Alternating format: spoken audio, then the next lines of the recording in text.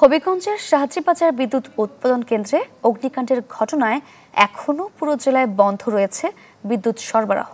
Madhabpur fire সার্ভিসের station কর্মকর্তারা জানান, টানা বৃষ্টিতে বৈদ্যুতিক গোলযোগ দেখা দেয়।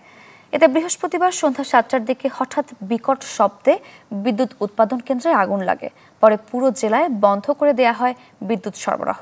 খবর পেয়ে ঘটনাস্থলে যায় ফায়ার সার্ভিসের মাধবপুর ও শাস্তগঞ্জ স্টেশনের 4টি ইউনিট। আধা ঘন্টার চেষ্টায় আগুন নিয়ন্ত্রণে আনে, তবে বিদ্যুৎ সরবরাহ এখনো স্বাভাবিক হয়নি।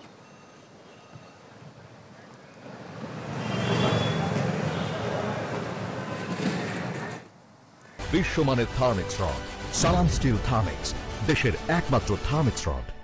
দর্শক, আরো খবর জানাতে সরাসরি যুক্ত হচ্ছেন সহকর্মী রাসেল চৌধুরী। রাসেল, অগ্নিকাণ্ডের ঘটনায় বিদ্যুৎ সরবরাহ বন্ধ রয়েছে পুরো জেলায়, ভোগান্তি কেমন দেখছেন, কি বলছে স্থানীয় জনগণ? সারিকা, আমি এখন আছি শাহজিবাজার বিদ্যুৎ কেন্দ্রে। এখানে গত কাল সন্ধ্যা ৭:১৫ বিদ্যুৎ কেন্দ্রে প্রথমে বিকট শব্দে আওয়াজ হয় এবং আগুনের সূত্রপাত ঘটে।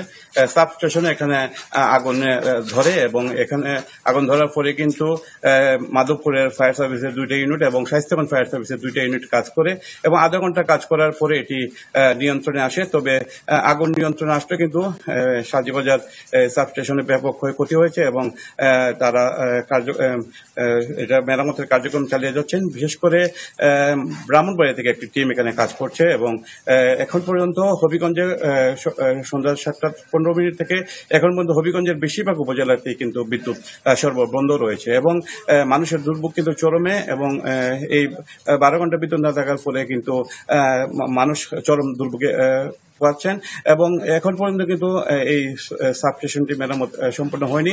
তারা কার্যক্রম অব্যাহত রেখেছেন এবং এখানে বিভিন্ন ইউনিটের টিম কাজ করছে। তবে আজকে ঠিক হয়ে যাবে বলে তারা জানিয়েছেন। এই বিষয়ে আমি শাহজিবাজার কর্তৃপক্ষের সাথে কথা বলেছি। তারা যেটি জানিয়েছেন যে যাদের ব্রাহ্মণবাড়িয়া থেকে একটি ইউনিট এসে কাজ করছে এবং সাবস্টেশনে মেরামত করার চেষ্টা চালিয়ে যাচ্ছে।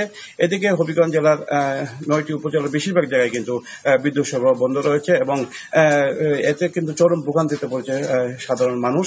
এবং এছাড়া কিন্তু হবিগঞ্জ বিশেষ করে হবিগঞ্জ পৌরসভায় কিন্তু প্রায় কিন্তু বিদ্যুৎ থাকে না এবং এই সাবস্টেশনে এর আগে কিন্তু 2022 সালে কিন্তু আরেকটি সাবস্টেশনে আগুন লেগেছিল এবং এখন পর্যন্ত কিন্তু মেরামত হয়নি। সারিকা, ধন্যবাদ আপনাকে। দর্শক, হবিগঞ্জ থেকে অগ্নিকাণ্ডের ঘটনা নিয়ে জানাচ্ছিলেন সহকর্মী রাসেল চৌধুরী।